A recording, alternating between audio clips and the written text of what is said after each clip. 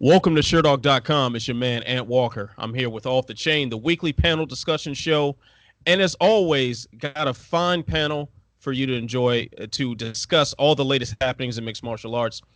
Our special guest this week is from Fansided MMA, Amy Kaplan. Amy, how are you doing today? I'm good. How are you? Thanks for having me on. Definitely a pleasure to kick it with you again. Of course, we'll be seeing each other in a couple of days for UFC 241. And for all of you who have ever seen Rafael Cordero's IG live stream, yes, that is who I was photobombing with. So good times. And let's move on to the staples of the panel. We got the senior editor of Sherdog.com, the jack of all trades who's mastered them all, Mr. Ben Duffy. Ben, what's going on, my man? It is hot as balls in the Lone Star State. It hit about 102 degrees today. I am just happy to be indoors and talking about some fights with y'all. All right. And, of course, we have the resident stat expert.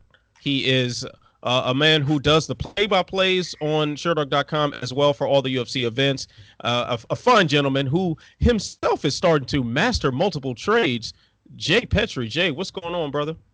How we doing, everybody? That was a touching introduction. I really do appreciate that. I'm going to give you guys my stat of the week. 5. The stat of the week is 5. So if you take every fight that has ever happened in World Series of Fighting and Professional Fighters League, along with the UFC, Pride, Strikeforce, WEC, Bellator, Dream, Rizin, so about 10,000 fights, you would have 5 Ezekiel chokes to happen in all of those. We just had one last week. Dennis Goltsaw pulled one off. So, yeah, we're up to 5 Ezekiel chokes. How about that? How many of the rest are Olenek? Yeah. 2 Olenek, 1 Hidehiko Yoshida, and 1 in Strikeforce that I'm blanking on the name, but not a Russian. Okay, triple bonus question. Was Yoshida wearing a gi when he did it? Damn right he was. Then that doesn't count. It's only cool in MMA if you do it without the gi that actually helps you do it. But I'm impressed that you knew that, dude. That's a cheating choke. Yeah, a little easier. My old instructor used to say martial arts is cheating. So that's a little true also. Yeah, but he's a Krav Maga instructor, so it's all about kicking people in the balls. I was gonna say if your whole game is like eye, throat, and balls, it kind of is cheating. Yeah. All right, so let's go ahead and start because we do have a fun what's the word I'm looking for? Set of questions and topics to go over. And probably should slow down on the whiskey. But anyway, here we go. We're going to start off with the UFC's debut in Uruguay. So now Valentina Shevchenko, she put on a dominant performance against Liz Carmouche. And now the question remains here, and I'll start with you, Amy. What does the UFC do with this women's flyweight division now? I feel like they're going to have to do the same thing they did with Ronda Rousey and just keep handing her women that we pretty much all know she's going to beat until really what else are they going to do? Like, she's not going to move up or down in weight. She's not going to do anything different. Fight Amanda.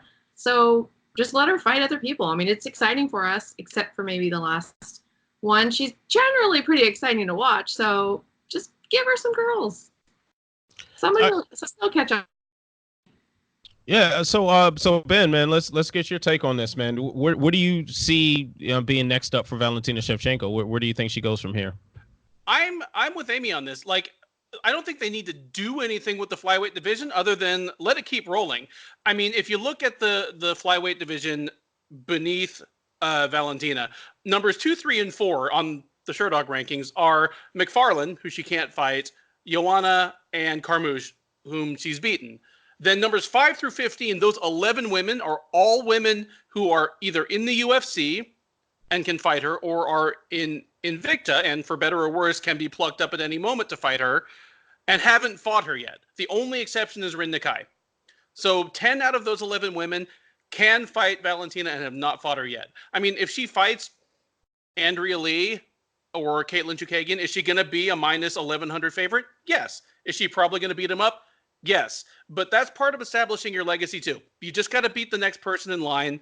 And there's a certain difficulty to doing that fight in and fight out for X number of years. Anderson Silva built his legacy by beating pretty much the most deserving person they could find, for many, many years. Maybe that's the mode that Shevchenko is in, and if that's what it is, I'm here for it. So Jay, first of all, Ben, I'm glad that you brought that up because that kind of sparked an idea in my brain, and I want your take on this, Jay. So Valentina Shevchenko put on a very dominant performance. She almost looked like she was in cruise control the entire time, and there was not a moment that she wasn't in control. She was poised, she was calm, cool, collected the entire time. To me, it looked like some of the meat and potatoes of the dominant champion performances of a vintage Demetrius Johnson or vintage Georges St. Pierre. Jay, am I getting premature in saying that was a dominant champion performance?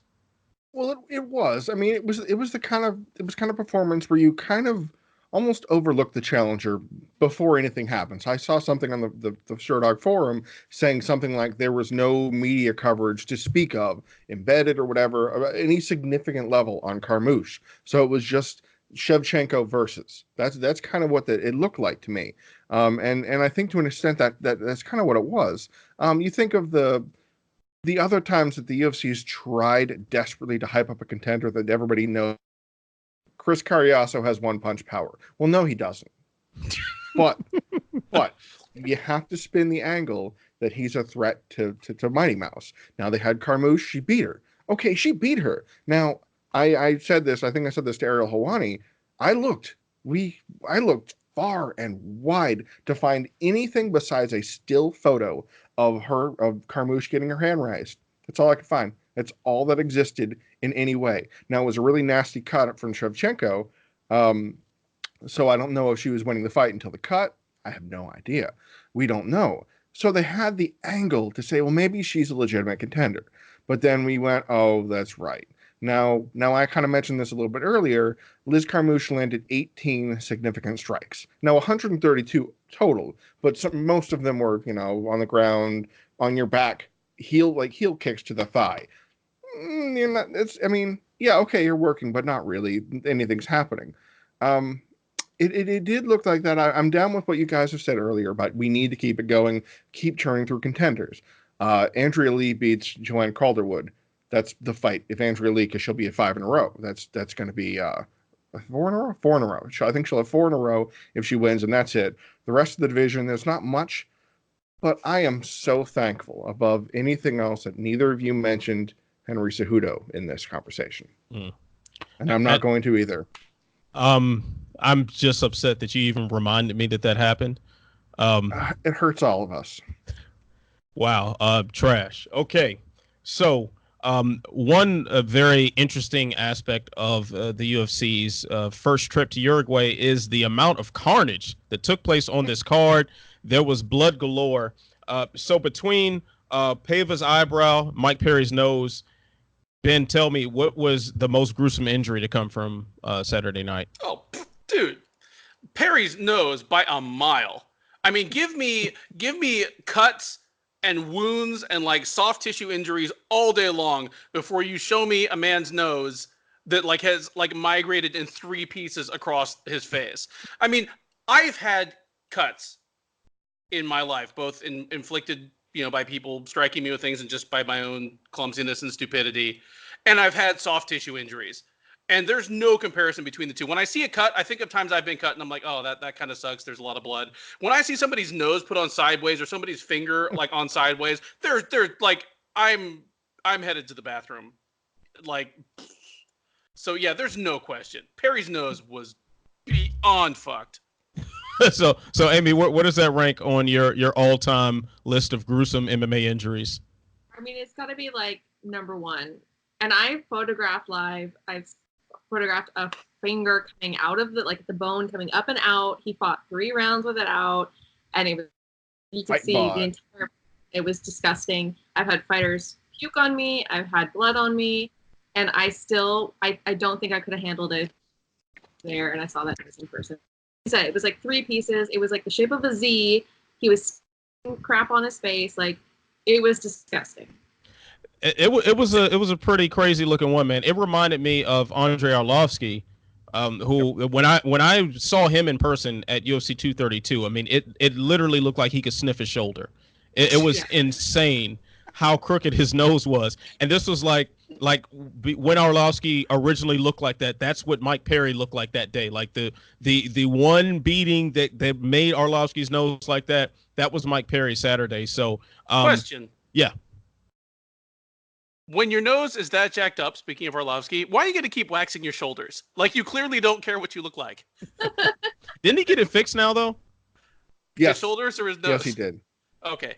So he doesn't, like, snore out of his left ear anymore? He's like, well, that was wild, man. But Perry was right there, man. Perry could sniff his shoulder again on that one. That was some wild stuff. So, all right, well, enough for the blood and gore. Although we are talking about people beating each other half to death. So let's move on from there. Another thing that took place this weekend, Invicta had an event. They crowned a new featherweight champion in Pam Sorensen. So I'll start with you on this one, Jay. Do you think that she can make a name for herself as the Invicta champion, or does the UFC come calling before long? Well, she's in a really tough spot because the UFC seems like it's right in that transition period of either we're going to take everybody and have a fire sale and let somebody else take care of it. I'm still in the camp that they're going to let go of 145. Anybody who can make it down, go right ahead. Good luck with that. But we're going to probably ship this problem elsewhere because Dana said we're going to continue the division without Cyborg. Well, that kind of told me they're not going to continue the division without Cyborg. But something about Pam Sorensen that really sticks out for me is, I don't know if you guys know, and I want to steal anybody's thunder or shock and awe or bury the lead, but when she fought Felicia Spencer back in November for the title in Invicta at Invicta 32, she had a giant cyst in her body. And she was like, oh, I don't feel good. I feel kind of cruddy. I just feel uncomfortable. And they cleared her. They did whatever tests they didn't do and moved on. So at the end of the year, she said, okay, seriously, we need to get this checked out. And it was a 3.5 pound. It looked like an angry water balloon. It just was unpleasant, completely horrible that she was dealing with this every day. And then she had an impressive performance afterwards. She recovered. But 145 needs bodies. So if they take her, then Invicta kind of goes, well, that's all we got, because they threw a few veterans in there for a title. But there's one last thing I want to mention. I told Duffy about this the other day. I did a little study to look at Invicta as a whole, because we looked at Invicta and saw the promotion, and okay, there's a bunch of neophytes and newbies coming on the shows. And I found that there is a decreasing amount of experience for every fighter. In other words, the average fighter has fought fewer times leading up to their Invicta fight. There were 3 girls that were making their MMA debuts. There were 3 girls that had 1-0. They're having to do their best to build talent right from the get-go. Now that's kind of tough. So I don't know if they're going to do what they're going to do with the division and what they're going to do with Pam Sorensen, but you feel like they want bodies as much as they can. So they're going to try and keep her as best as they can, I think. Yeah, I mean, Invicta has really had to really dig deep to keep going. Yes. And to still put on good fights and good events. I will give all the credit in the world to Shannon Knapp for what she's been able to accomplish. Absolutely. Because every time they have somebody that looks even remotely decent, the UFC comes calling, and they've a couple of times literally taken away the entire division. They have picked up an entire division and taken it. So that's something spectacular there. So Amy, let's get your thoughts on this one. Pam Sorensen, is she headed for the UFC before long? I think that lies entirely on Amanda Nunes. I think if she decides she wants to actually defend that 145 title, then they're going to have to build a division, and they're going to have to take talent from somewhere. So I know they're going to take her. Now, if Amanda decides, no, I really don't want 145, I want to stay at 135, which is what I think she's going to do, then I just think that they're going to ditch 145 altogether, and that'll be that. And I wouldn't even be surprised if maybe Sorensen goes on over to Bellator, where they have a pretty robust 145 division. Definitely stole the joke that I was going to say about Bellator, but thanks for ruining my comedic timing, Amy. Appreciate you. So Ben, Pam Sorensen, is this Invicta's champ that's going to stay there for a little bit, or are we gonna see her in the UFC? What do you think?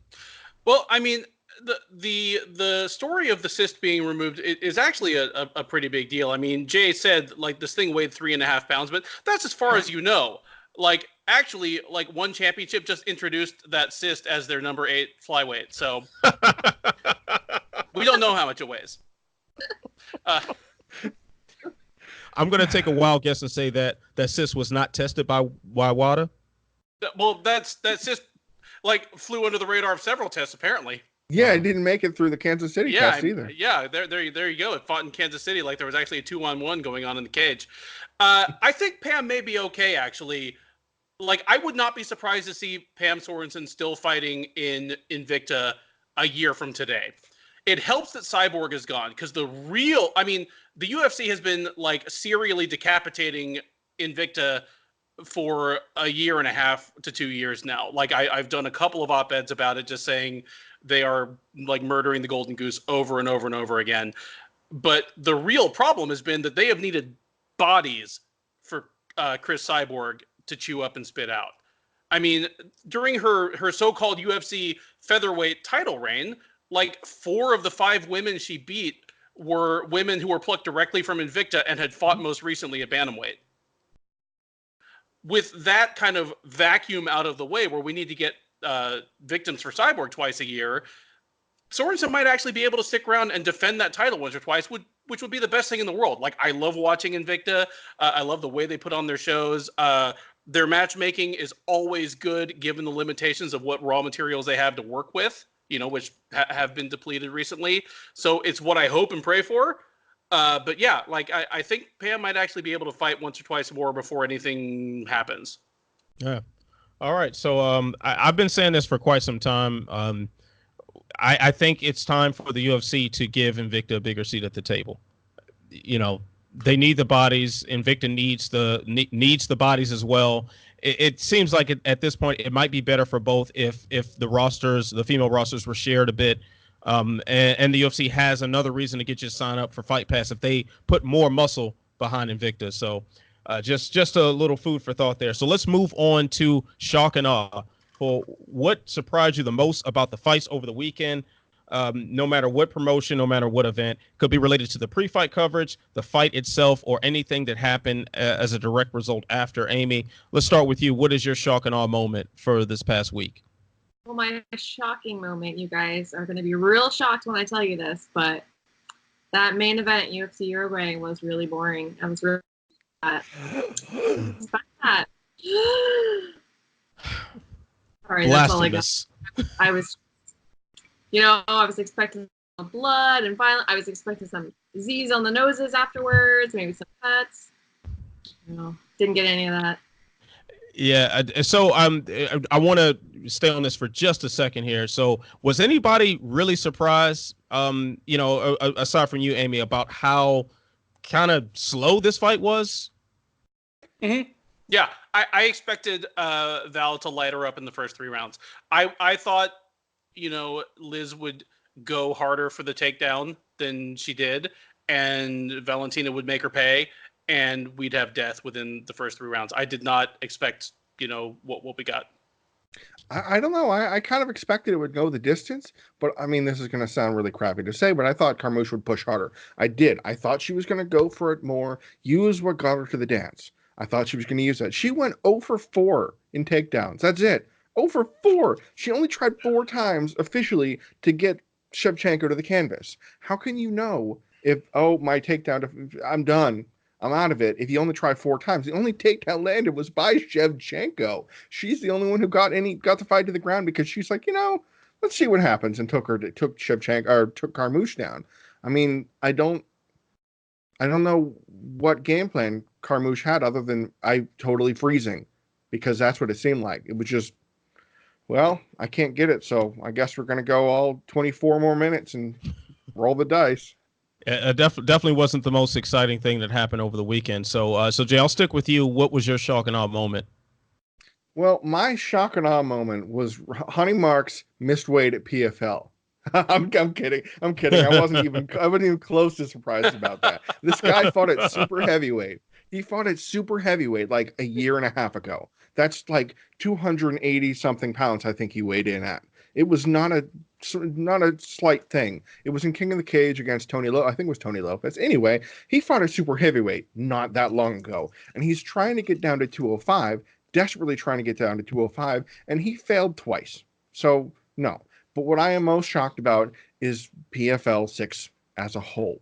Just the event as a whole, the way they put it together.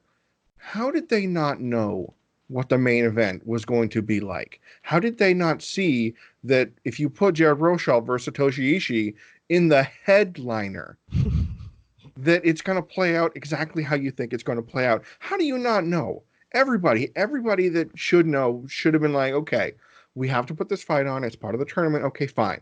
But we're not going to say this is the main event of the evening. I mean, Rosholt, all of his wins in the Pro Fighters League are by decision. At heavyweight, all of his wins are by decision, and all of his losses are by stoppage. And Ishii's about 50-50 if he's going to finish somebody, but it's kind of about the level of competition. But the other last thing that surprised me was the start time. It started at 8 p.m. Eastern for a 12-fight main card on a 12-fight card on a Thursday. This event ended at 1 a.m. with the last fight being Jared Rosholt versus Satoshi Ishii. That's not fair. Don't do me like that. I get if you're going to have funny timing, but you're in Atlantic City, New Jersey. So the crowd has to go to work the next day, staying up till 1 to watch what they did to them. Some of the fights were very interesting. Some of them were fun. But ESPN, PFL, stop. Don't make us stay up all night on a Thursday. It's not fair. Yeah, that was sort of like the FS1 on the weekend, during the weekday. I mean, like that was like, imagine watching the most random fight night card with Fox Sports 1 pacing, but put it on a weekday and you got to go to work the next day. Yeah. Yeah. I mean, so that's Thursday. That was the thing. Thursday. On a Thursday. Stop it. Yeah, just not cool. Not cool. But I got something even less cool for my shock and awe moment. That is Bare Knuckle Fighting Championship 7 actually happened. It actually happened, and no one cared. No one cared. So there was a random fight night card in Uruguay going on, and that was getting more attention than Bare Knuckle Fighting for free on YouTube. So interesting. I think we've said it many times. The doors have to be on their way to shutting down over in Dave Feldman world. So let's move on from that. Buy or sell? I'll start with Amy Kaplan, who has fortunately returned to us. Sorry, guys. Oh, no problems. No problems. All sorts of technical difficulties. It's all right. We're still here. Buy or sell, Amy? Dropping down to 135 is the right career choice for Frankie Edgar. No. Sorry. Sell? Buy? I don't know. I guess that's a sell. That's so. That's a sell. I think he's too old. Sorry. I just don't think it's the right move. I think it's I'm scared. I guess give it a shot, because what else do you have to lose except for your career and your body? I don't know. Yeah. Your family, your pets, while the stakes are so low, just go ahead and just throw it all out there. It's too big his career. I just don't think it's a good idea. I'm scared. Don't do it. All right, buy or sell, Ben. Frankie Edgar, bantamweight. I'm actually fine with him doing this. And I mean, hear me out here, because for years I have been, I mean, obviously I'm against fighters trying to drop a weight class as a remedy to whatever's wrong with their career. And the argument I have made for years now is, show me the fighter who, after his, say, 32nd birthday, dropped in weight and it was a good career move.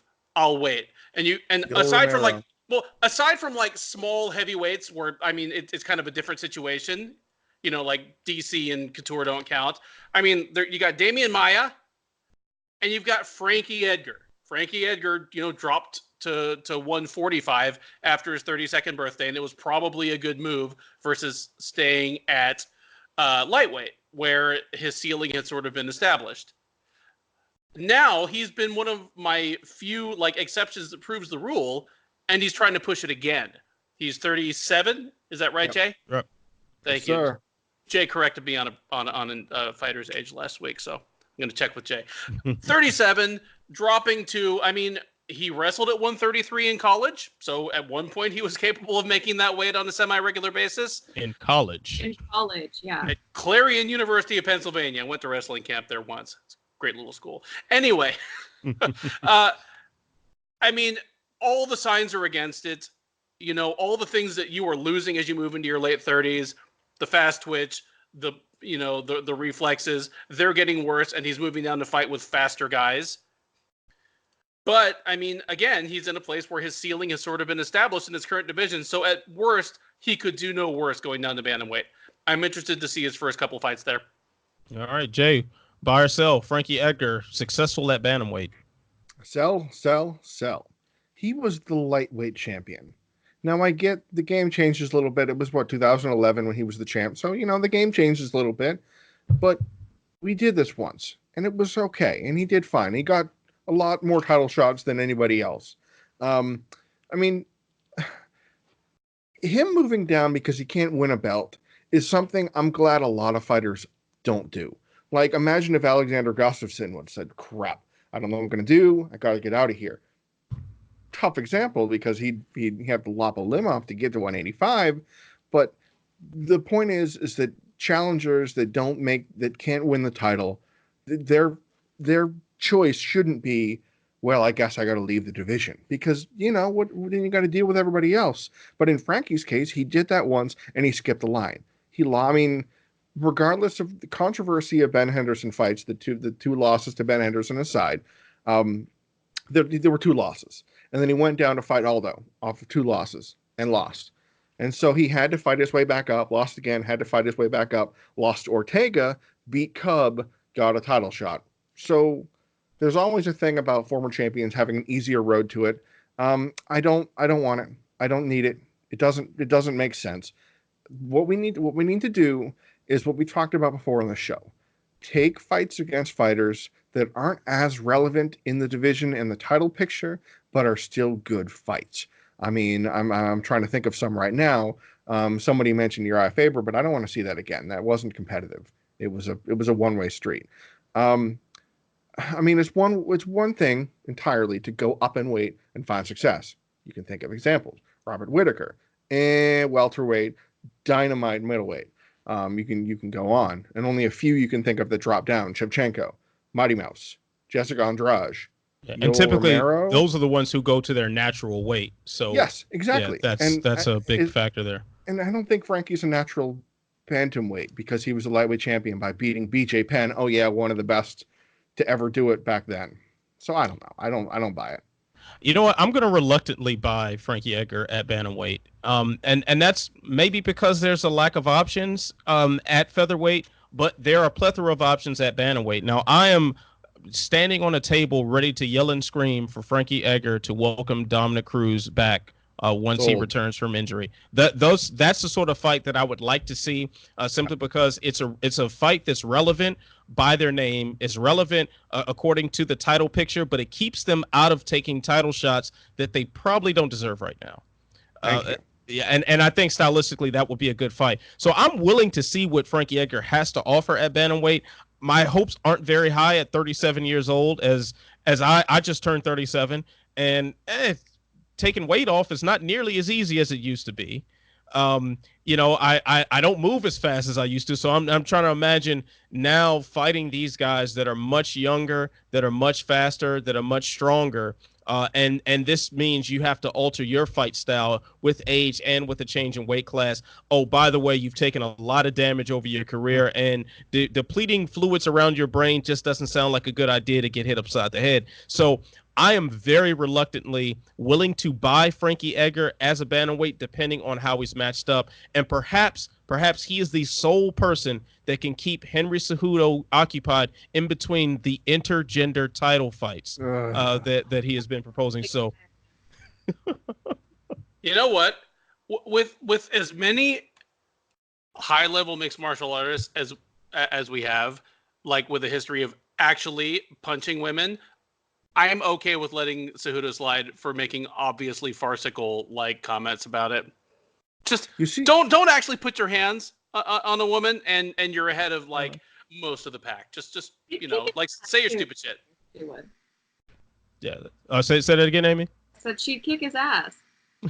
Oh. You see her response? She responded to him. Yeah. And she said, "Be careful what you wish for." I'm like, okay, awesome. Let's never do this again. No, she would shoot him. Okay. Well, I was gonna say, even in her like tiny little fight trunks, she's probably got a Glock somewhere. Yeah, Cejudo's gonna get smoked, and I don't mean by a 1, 2, 3 leg kick. All right, I'm talking hollow point. Like so. Shevchenko is not somebody that I'm ever trying to see on any level like that whatsoever. I apologize to her if I've ever said or done anything wrong. I want to live. Okay.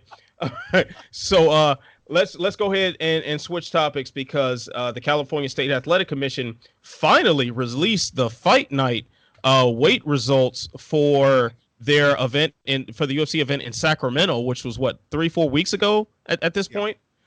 So Aspen Ladd had her license to fight at bantamweight suspended by California State because she weighed 24 pounds over the bantamweight limit at fight time. So I'll start again with you, Amy. Should the commissions be more proactive in preventing extreme weight cuts like this? Yes. I don't know why it took them so long to suspend her license. I don't know why they allowed her to fight to begin with. I mean, anybody watching that could have seen that she was in no way, shape, or form, should not have been fighting. She could barely stand. She could barely walk. And I'm going to go out on a limb here and say shame on the California State Commission for allowing her to fight and then trying to look like good guys for suspending that license, like they're doing something great for her, because they're not. They should have done it to begin with. She should never have gotten in that cage. Wholeheartedly agree. And Jay, please tell me if you echo these sentiments right here. The way she looked standing on that standing on that scale, shaking, shivering, clearly disheveled and mentally out of it and whatnot. But her mucous membranes were moist. Is this too little, too late now with her bantamweight license being suspended in California? It is, with one caveat. Her home state is California, and she'll want to fight in front of her home fans again until she goes through extensive medical tests, which we don't know what that means because they don't know what that means. Because the commissioner said we have the option to release this information if we choose to at our discretion, is how it was said. So whoops. Really, this kind of harkens back to what I said, I think it was last week, about commissions not being unified. So this is something that will stand in California. Texas will not say, okay, that's good. California said no, so we're going to do it. Texas will not. Anything goes in Texas. Okay, fair point. Tampa, Florida. Florida would say, nah, whatever. State by state, they won't adhere to the same thing. They won't accept that sentence unless it's a drug test suspension. But there are a few upsides they did. They did by percentage, and they said, hey, you're getting crazy. But, I mean, she has no business cutting almost 20% of her body weight. That's just insanity. Our own Tyler Treese of Sherdog.com and also of the sister site WrestleZone pointed out Aspen Ladd, a bantamweight, weighed more on fight day than Ryan Hall, a featherweight. He weighed 157 pounds. She weighed 159 pounds. She was 11 pounds heavier than her opponent, Jermaine Durandame. I mean, this is the time. We were talking about 145. Throw her up to 145. Let's get it over with. Make it fine. If you think that first fight was weird, make the rematch at 145. Just get up there. Just knock it off. So pointing out that she outweighed her opponent, Jermaine Durandame, by 11 pounds. Jermaine Durandame was the first UFC featherweight champion. So sure was. Very, very interesting right there. I'm reminded of when UFC 214, Aljamain Sterling fought Renan Barão, and that fight was fought at a 140-pound catchweight because apparently before the fight, Renan Barão didn't meet some sort of benchmark to be cleared to fight at bantamweight. So Yeah, California has at least a history of trying to make something happen with these weight cuts, but I think they dropped the ball in letting Aspen Ladd step in the cage in the first place. 100%. But I mean, yeah, they're a little late, but something's being done, so I guess that's better than nothing.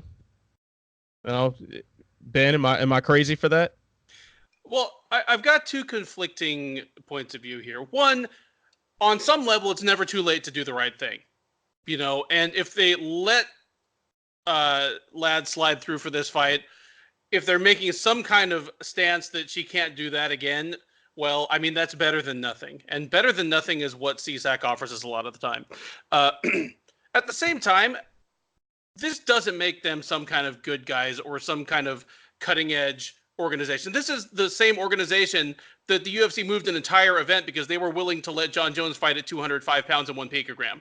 Mm-hmm. So, I mean, let's not pretend like, they are out for fighter safety, or the integrity of the sport, number one. But yeah, I mean, like, they did the right thing in telling Ladd she can't do this again.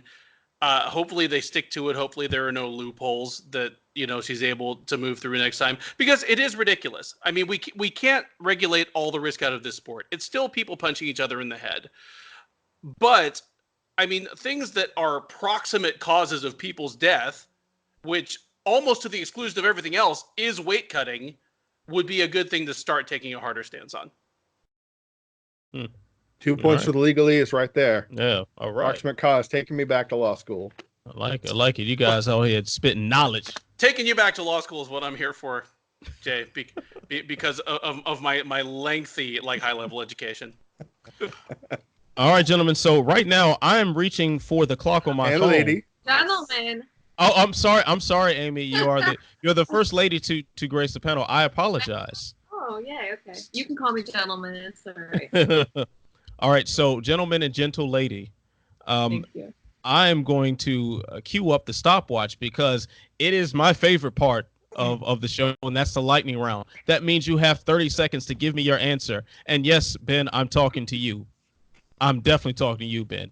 So, Ben, would you do the honors in being the first person to kick off the lightning round and show Amy how it's done? You have 30 seconds to answer this question for me, my man. How do you see Yoel Romero versus Paulo Costa playing out, and go? Unless Romero has gotten old overnight, I think he wins. I mean, he's a guy who he did get a late start in MMA, but he's had a couple of complete wars that take some tread off the tires. You got to watch for him to start looking 40 overnight. But if he hasn't done that, I think he's better everywhere than Costa, and I think he wins the anabolic derby. All right. Well done, Ben. You disappointed me by coming under time, but it'll come. You'll go over and let me hit that buzzer. Amy, now that Ben has set such a fine example, would you be so kind as to give me 30 seconds about the matchup between Yoel Romero and Paulo Costa? You guys are gonna hate me because I actually really could care less about this fight, partly because of your little joke there at the end. The only thing I really want to see at this fight is a kiss at the end.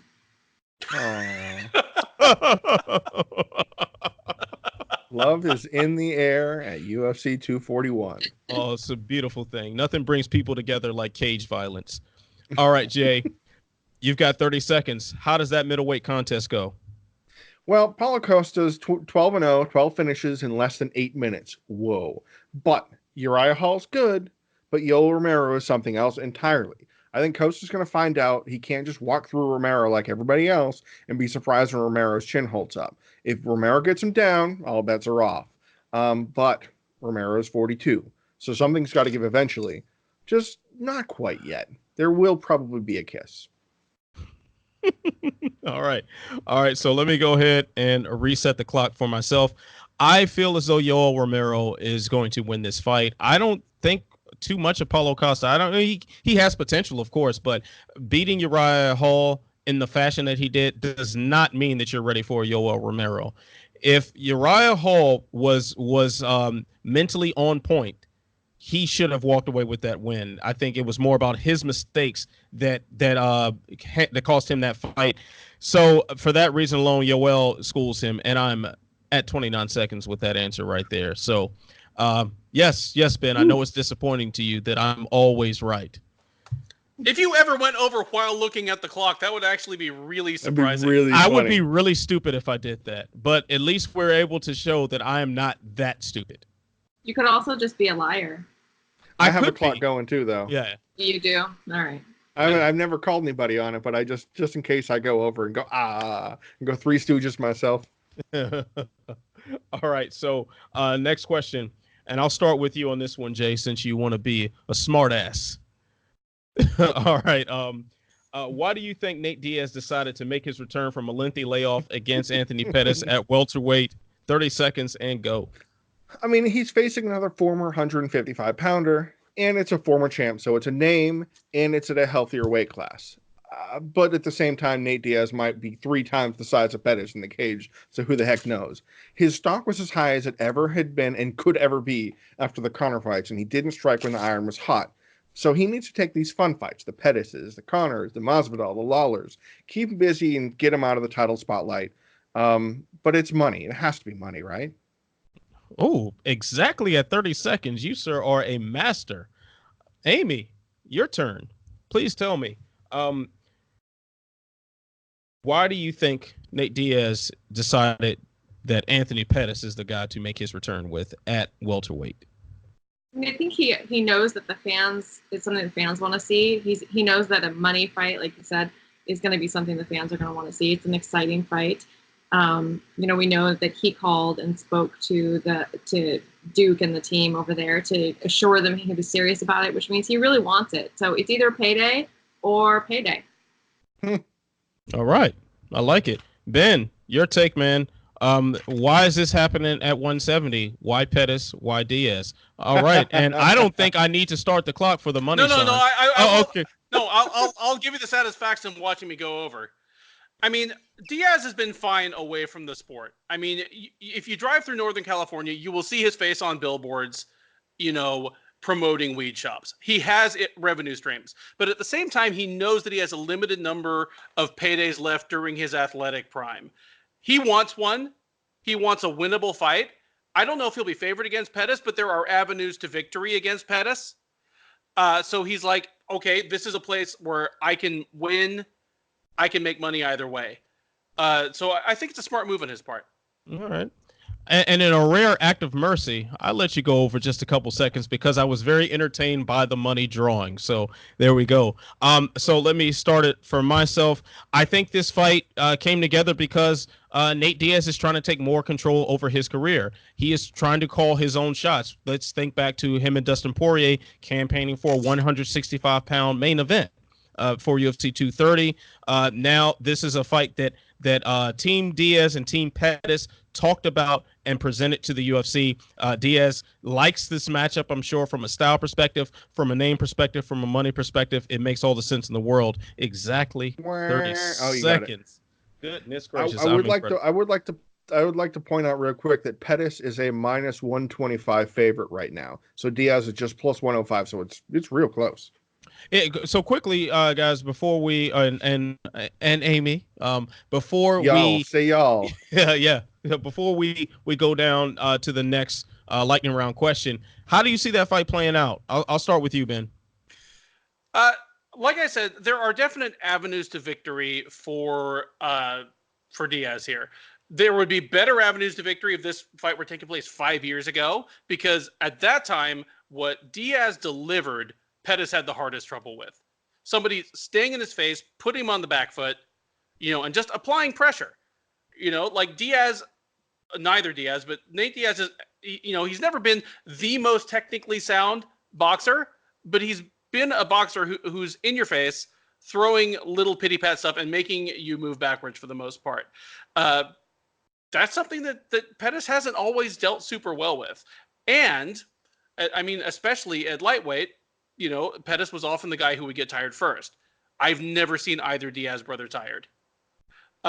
So, I mean, of the people that would be plausible paydays for him at 155 or 170, Pettis is kind of the guy to pick.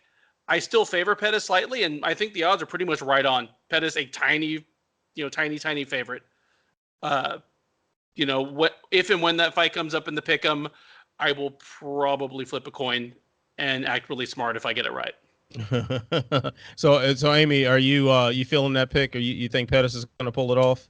I do. I think it's going to be by decision. I think it's going to be real close. But I've seen Pettis train recently, and him and Duke are all about the mental aspect of the game right now. And I think that he is coming off, that huge win, and he's got the confidence. And I think that's what's going to set him above. And I think this is Pettis's night. I mean, it's going to be Pettis all night long. And I'll let you words if I'm wrong. All right, Jay. Does Pettis spoil the Diaz comeback? You remember the Josh Thompson fight, Diaz Thompson? He got punted in the head. Yep. That, except for worse for Diaz. I don't see at 170 Pettis looked different.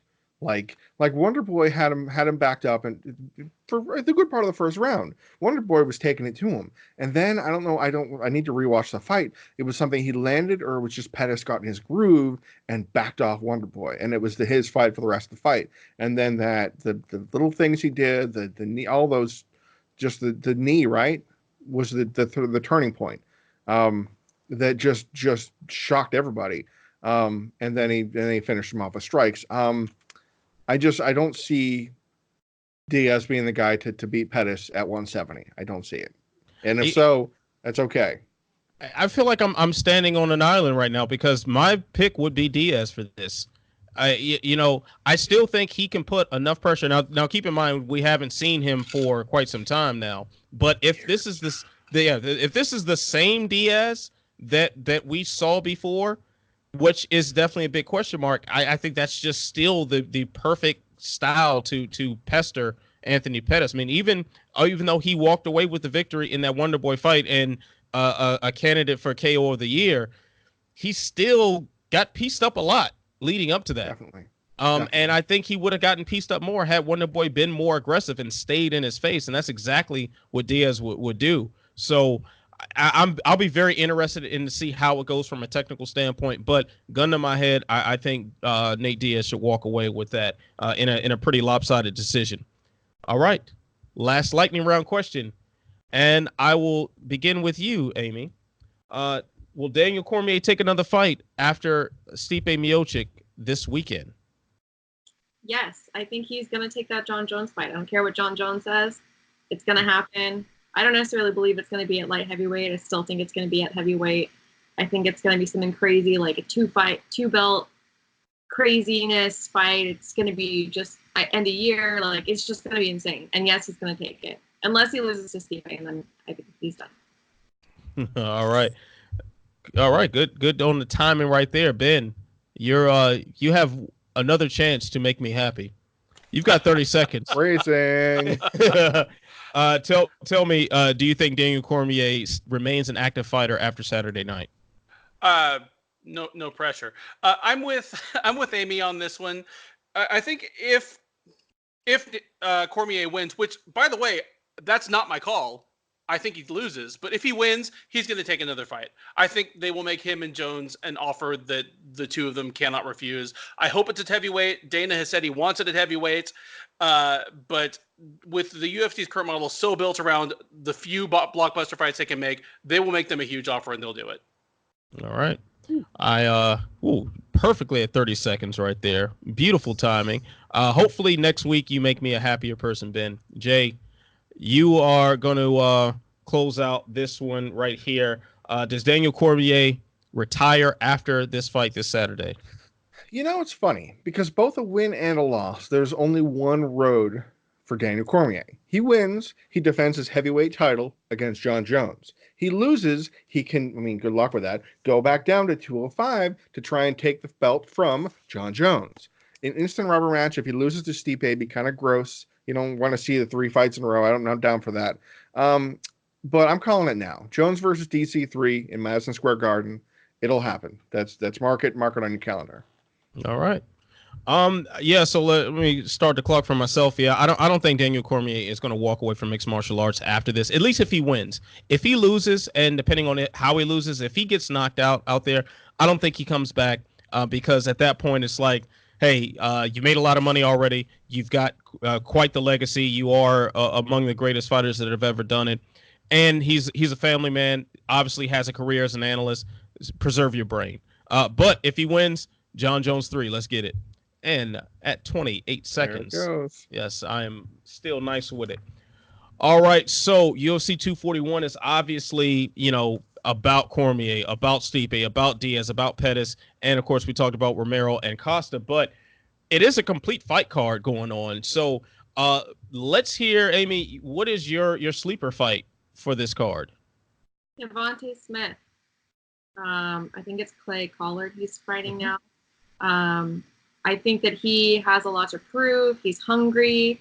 He really wanted that John McDessie fight. I think he felt like winning with a win over John McDessie was going to get him closer to the title. I think that he's just going to be hungry. He's going to put on a show, and I think that it's going to put him on the map even more than it already is. All right, Ben, give me one fight that is under the radar for this card that you're really feeling. All right. I mean, this whole card I'm pretty hyped up about. But the fact that Sandhagen versus Assunção, which is probably a title eliminator, is on the prelims. I mean, that's kind of emblematic of this card as a whole. I mean, I've been low key complaining about the last couple of fight night cards, just saying there's some individual fighters I'm excited to see, but not too many matchups where it's important from a competitive standpoint and promises fireworks. This is the opposite of that. At every spot on this card, you look at the fight and you're like, I can't believe that fight is this low in this card. It's pretty loaded, even by pay-per-view standards. But Sandhagen versus Assunção, give the winner of that fight a bantamweight title shot, and I expect it to be a killer fight. I will be tuning in for sure for that one. All right, Jay, give me one fight that you're really pumped up for that's flying under the radar. Well, I too am on the whole bandwagon of Sandhagen and Assunção. That is the violence weight belt, to quote Caposa on Twitter. Check him out for his whole analysis about the violence weight lineage. Yeah, he's a great follow on Twitter. Oh yeah, it's going to be terrific. But my other dark horse is the Ian Heinisch Derek Brunson fight. Now it's not getting much coverage. Because Heinisch he's my dark horse contender for 185. I think he's the kind of guy who's going to quietly make waves until suddenly he's on a 6-fight win streak, and you go, wait a second, what? How did he get there? LFA never die.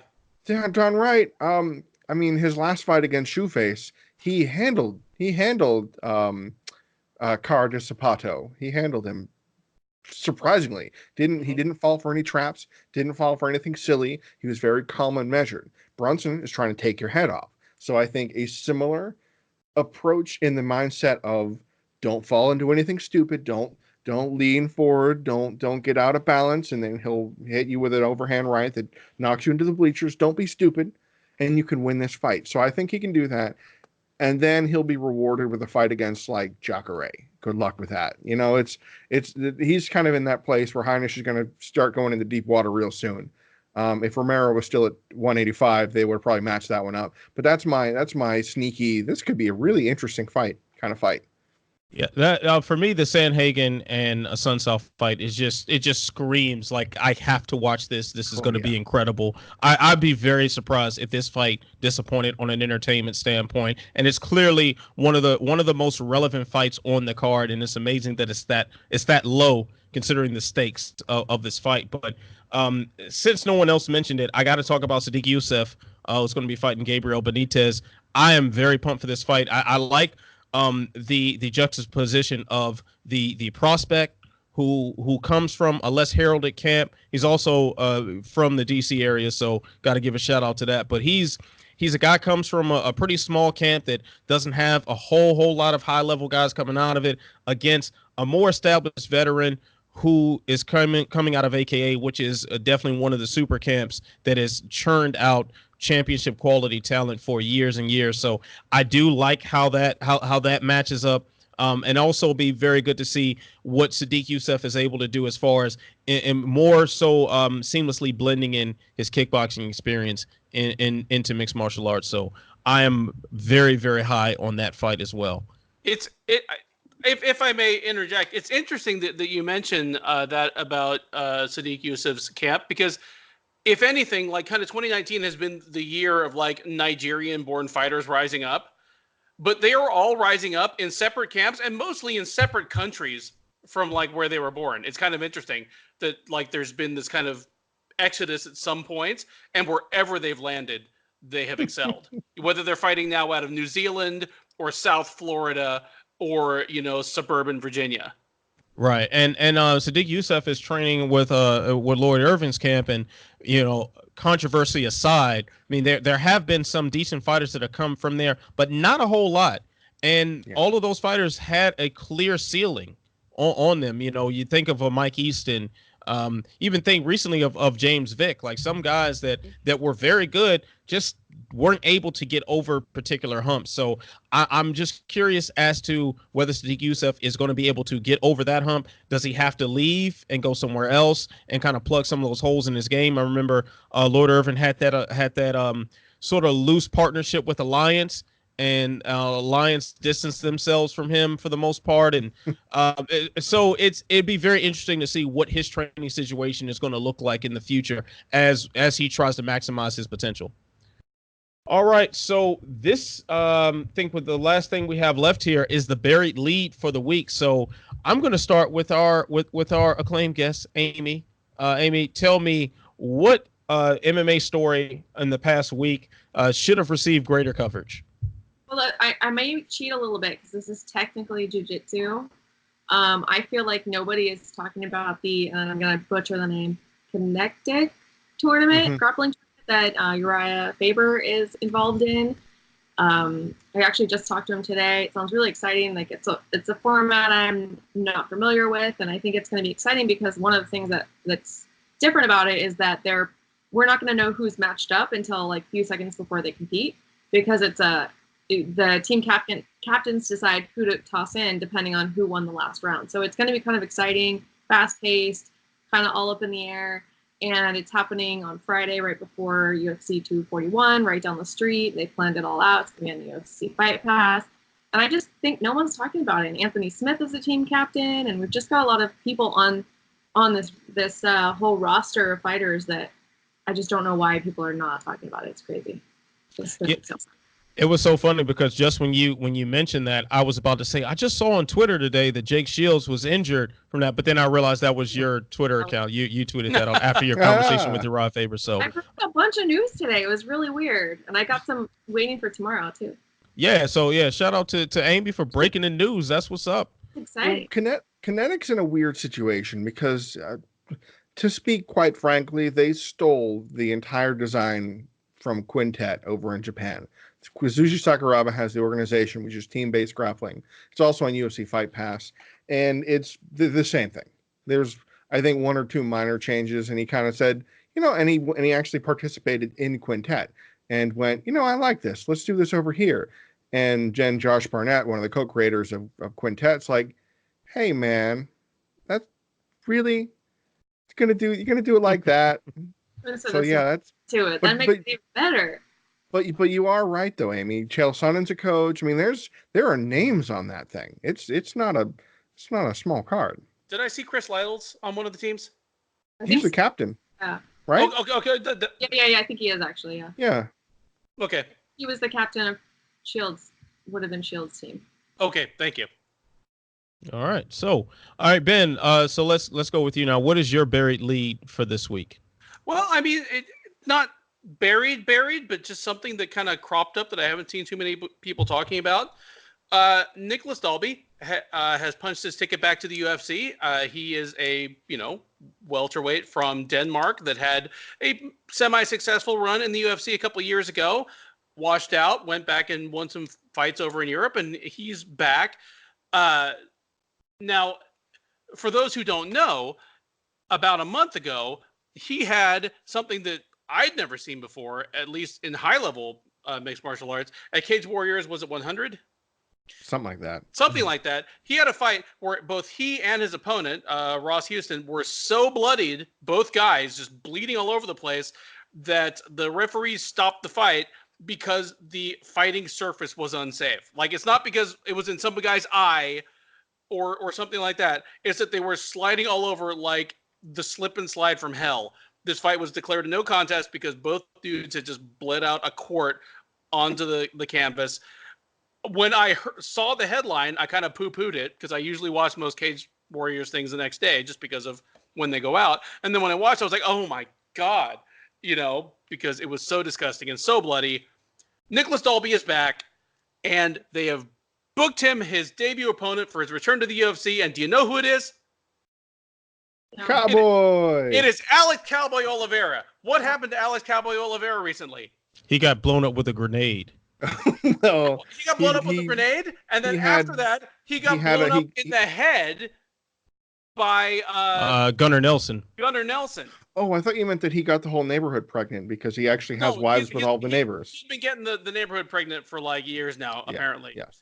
Yeah. Cowboy Oliveira lives quite the life. Those who don't know, Cowboy Oliveira this is not a has 7 baby mamas in his hometown, like 4 or 5 of whom live on the same street, and at least 2 of whom have kids with the same birthday from him.